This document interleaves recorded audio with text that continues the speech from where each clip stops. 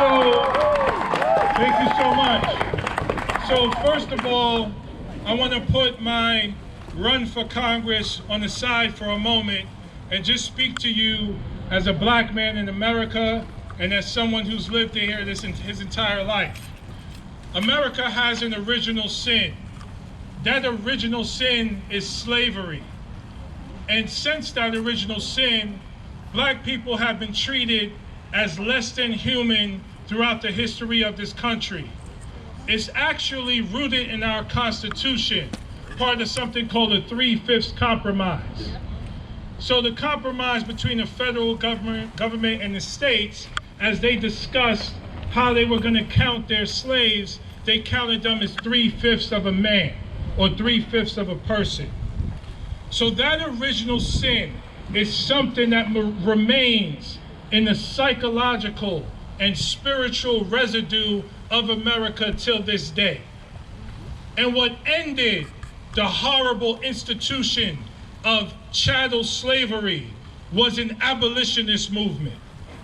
And it was a movement similar to what you see in front of us today. Harriet Tubman was the leader, or one leader, in that movement via the Underground Railroad.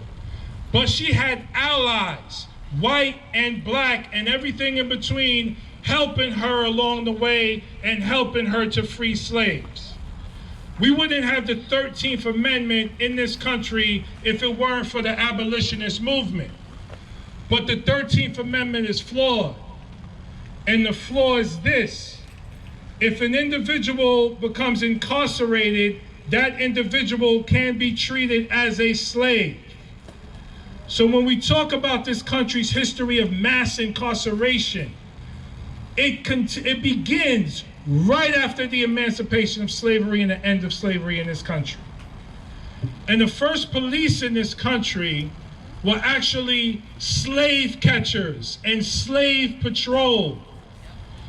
This is the history of our nation that is often kept out of our schools. And in order for us to become a nation no longer saddled and riddled and burdened by racism and hate, we have to have an anti-racist curriculum in our schools.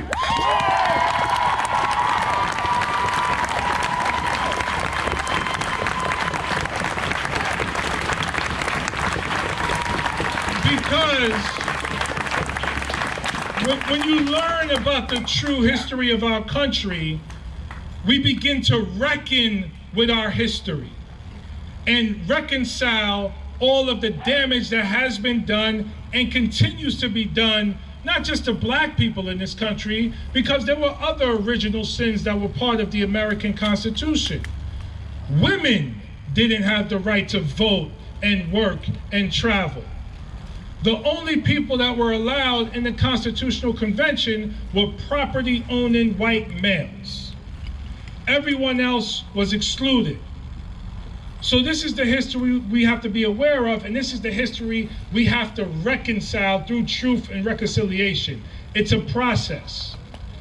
But when we look at what's happening across the country now, we don't want to hear anything about a process.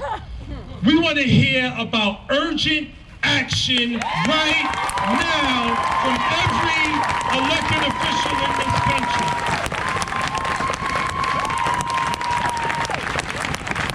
Enough is enough. We don't need any more studies.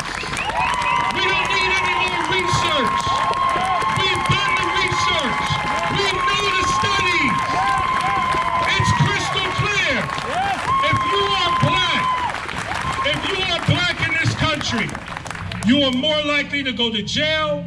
You are more likely to be killed by the police.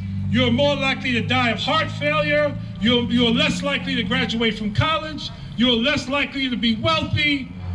By every measure, blacks are at the bottom of the totem pole. And it's directly connected to our institution of slavery that we have never reconciled with.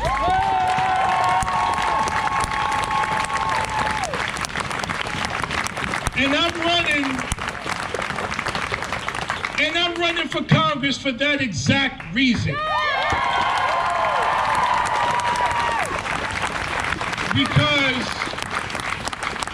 I never saw anyone that looked like me, that sounded like me, that came from the places that I've come from, that spoke the language that mattered to me. I never saw anyone centering poverty and the working class and immigrants and those who are most vulnerable in our country. And our political system, our economic system, our social system has to begin with those who are most vulnerable. Our seniors, our children, people with disabilities, our immigrant population. If we center our political space around them, everything else will fall into place. Yeah. And first and foremost, let's work, because, you know, we all just went through, and we're still going through, the coronavirus pandemic.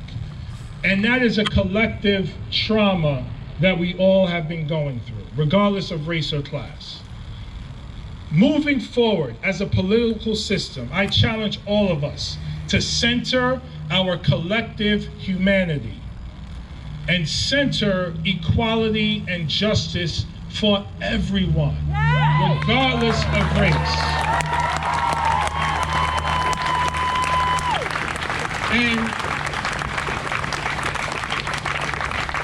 it is so inspiring what's happening across this country. And a couple of weeks ago, I was at a vigil in Bronxville, New York. Shout out to Bronxville. Yeah. And now I'm in Rye, New York. Yeah. And there's a reputation for those on the outside. When you think about Bronxville and Rye, those people are wealthy, those people are white, they don't care. Well, goddamn it, look at the crowd out here today. The people of Rye care about black lives. The people of Rye care about structural racism. The people of Rye care about inequality. And I can see right now you will do everything you can to fight for racial and economic justice for the rest of your lives. Thank you so much. My name is Jamaal Bowman. I'm running for Congress in this district, the 16th district. Early voting started today. Please go out and vote, and thank you for considering us as your next congressman.